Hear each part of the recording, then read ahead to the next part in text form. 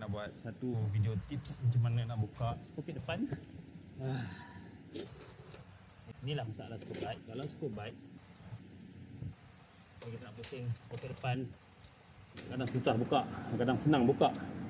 Yang ini payah buka. Jadi cara dia, kita kena ada sub ni, kena masuk balik sub original tu. Kita kena ada dua nut.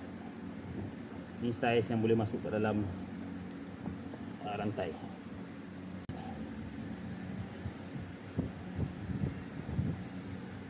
Dekatkan dia pada bawah.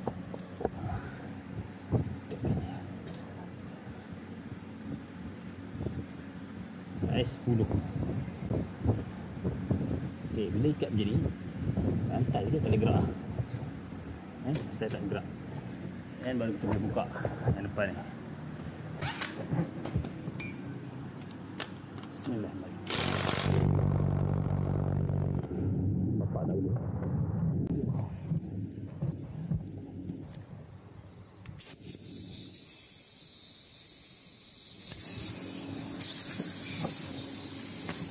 Bismillah.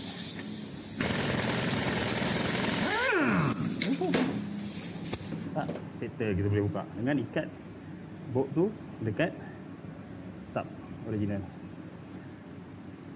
Thank you.